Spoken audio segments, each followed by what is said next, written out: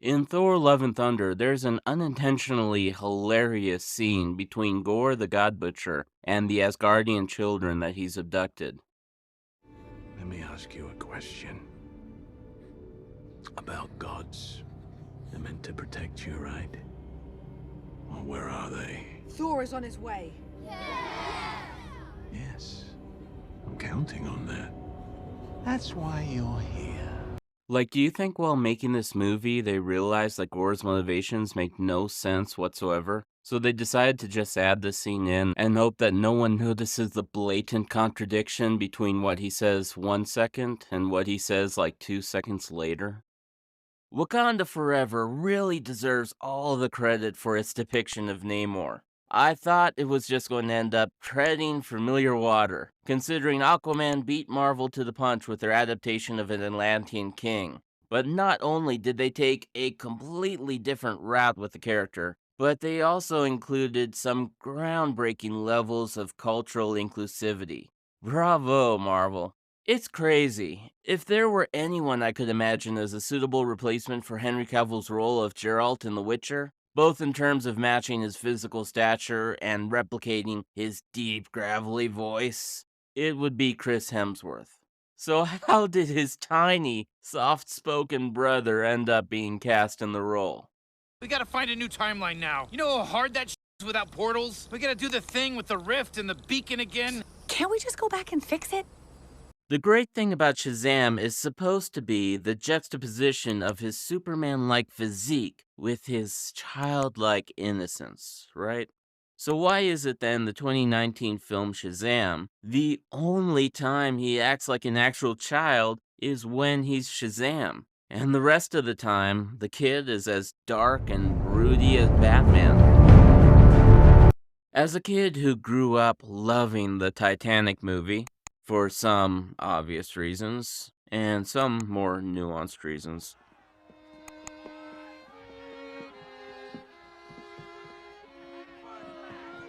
I was very disappointed when I found out recently that one of the most potent aspects of the film, the third-class passengers being locked below decks due to the prejudices of the rich, didn't actually happen.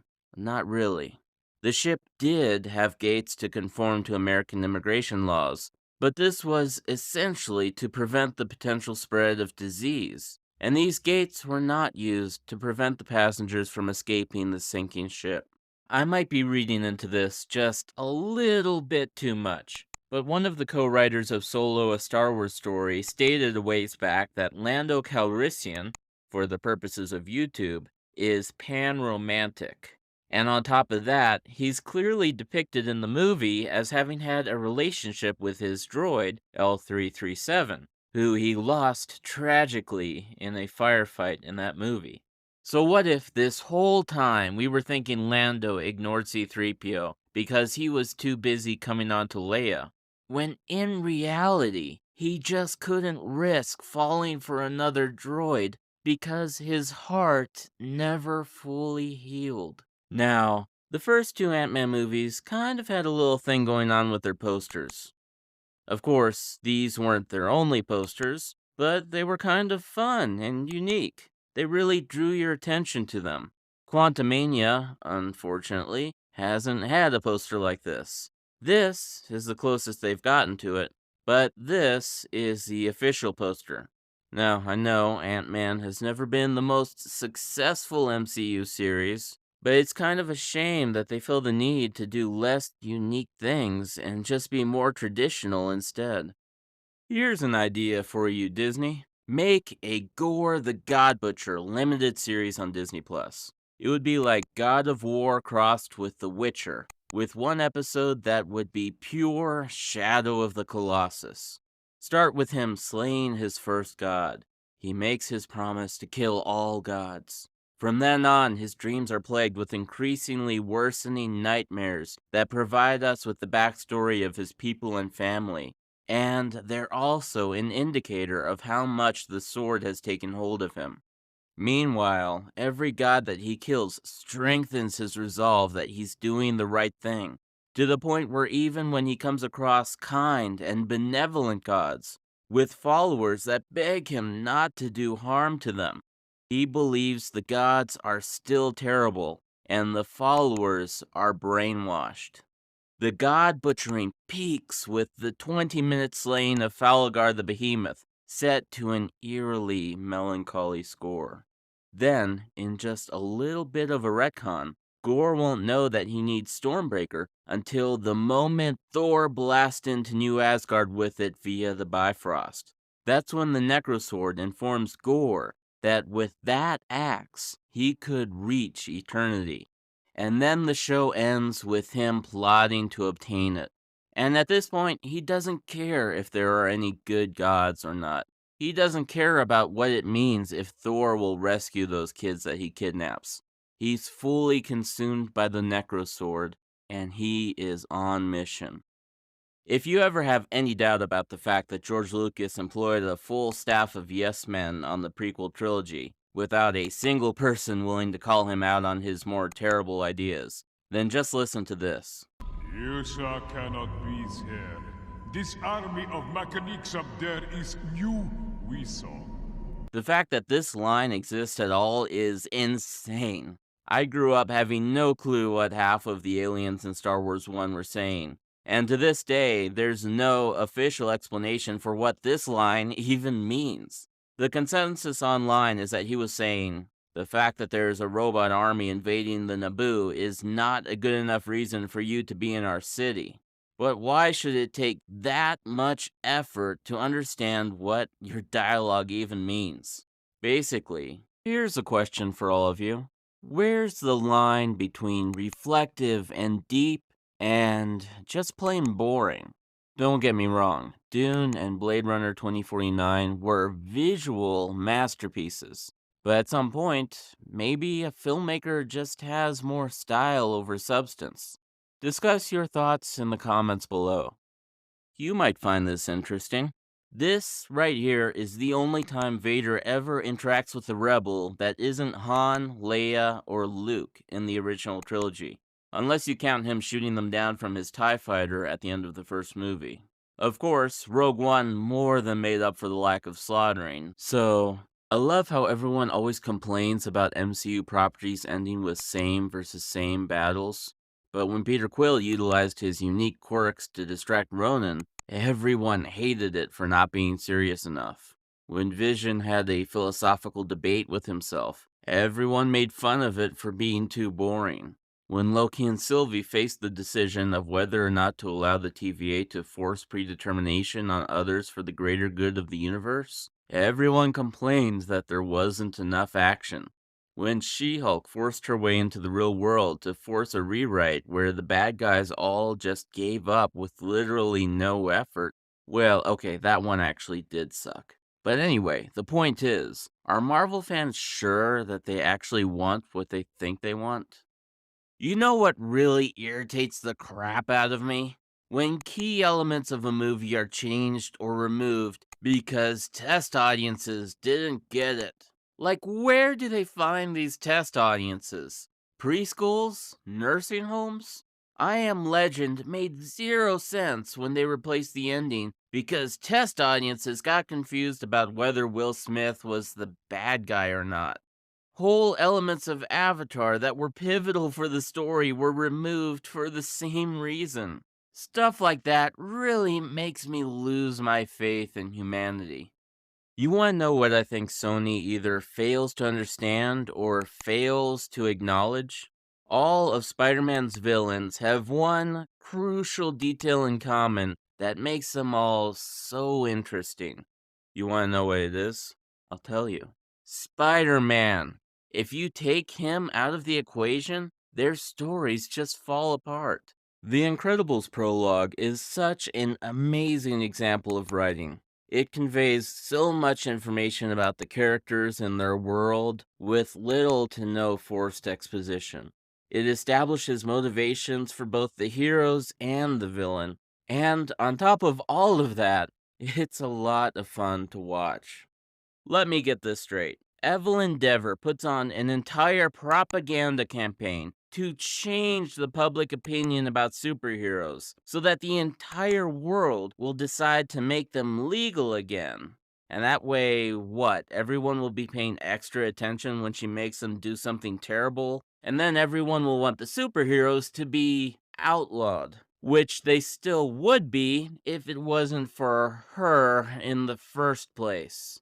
Yeah, that checks out. So I'm sitting here hoping that Ant-Man will be an awesome movie because it just looks like it has the potential to be the best film in the Ant-Man trilogy and one of the most interesting films that's been released since Endgame. Yet at the same time, I keep thinking to myself that if it's bad, I could make like a month's worth of content for this channel.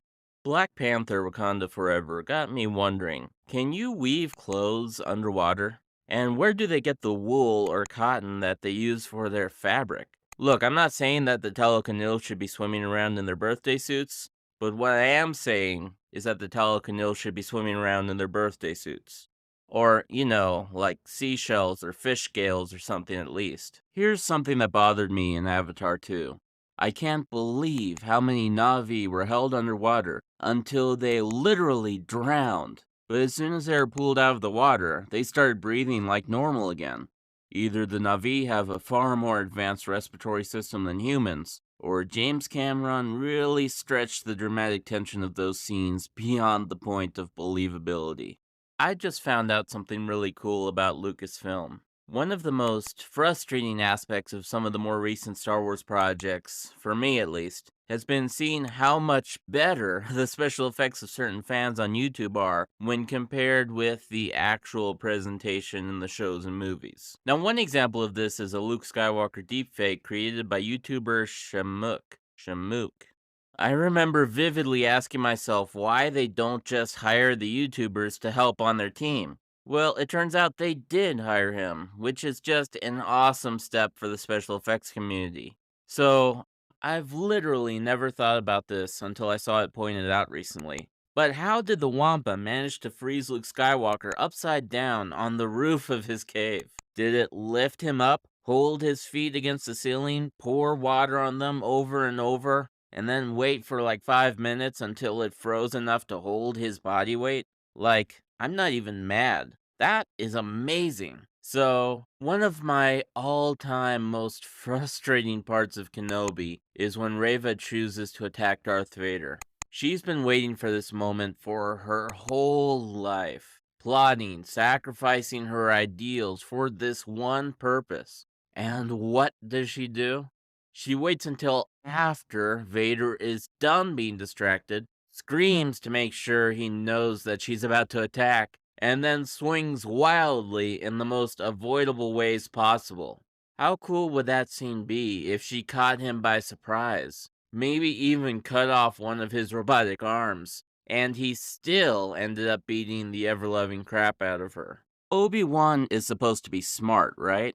So why didn't he steal the armor from one of the guards Tala killed so he could actually blend in the Kenobi show? It's even worse when you consider he was basically a lead strategist during the Clone Wars. And don't get me started on this scene. I was thinking about The Incredibles the other day, and it got me wondering, is monologuing really that unrealistic?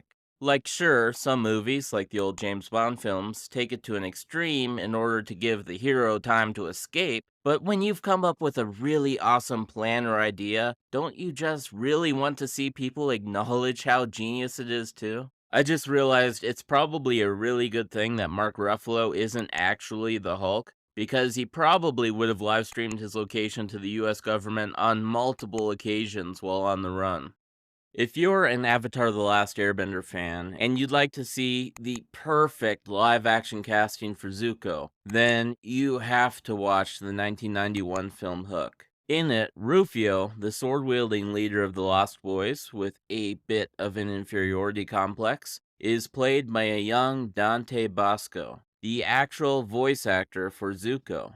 It's so interesting to watch him in person on screen and just imagine what could have been. So you know how Anakin wasn't granted the rank of Master in Star Wars 3? Like, it was a huge subplot of the movie and has since become an immortal meme. Have you ever thought that the entire reason that bit is in the movie is to explain why Vader in A New Hope says to Obi-Wan, "Now I am the master"? Personally, I think it's a little bit of overkill to explain that simple line, but in my experience, that's George Lucas for you. The Last Jedi has such a great setup with the previous film's introduction of Luke Skywalker, because he's the character we all watched grow into a badass Jedi, even as we were growing up ourselves. And now we get to see him old and wise, and we understand the significance of this lightsaber that represented his father and what the Jedi stood for, and... Uh, are you serious? What the crap, man? Man, who is this even supposed to entertain? I am genuinely surprised by the deep moral issues that are raised in Black Adam. Like, are you ever really justified in killing your enemies? The film is building up to a fascinating dilemma about what should be allowed in their efforts to take their city back from Intergang. And then we finally get to see them stand up against skeletal demon zombies? What the? I mean, I can't even. Oh my. Ugh!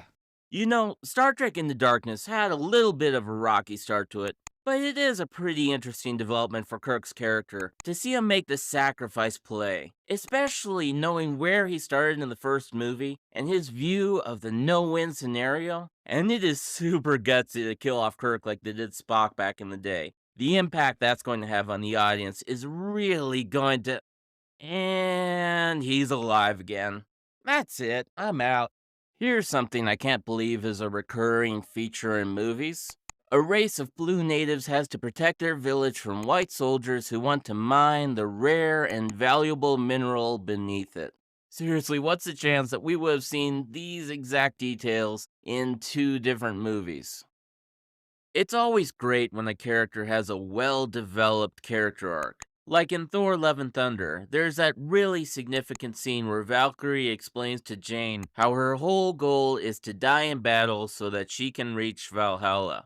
And you just know that that's going to play in later when... Wait, what? She's not going to help Thor stop Gore because she'd probably die in battle? But that's literally her life goal. She just said so. What is this crap? Why was Kang imprisoned specifically in Earth 616's quantum realm? My theory? Earth 616 is one of the least advanced Earths in the multiverse, which provides two extra layers of security for Kang. First, only one human had ever entered the quantum realm, and it was decades before anyone successfully entered and then exited again. And second, even if he managed to escape using Pym particles, he'd still find himself in a world almost completely unaware of the existence of the multiverse.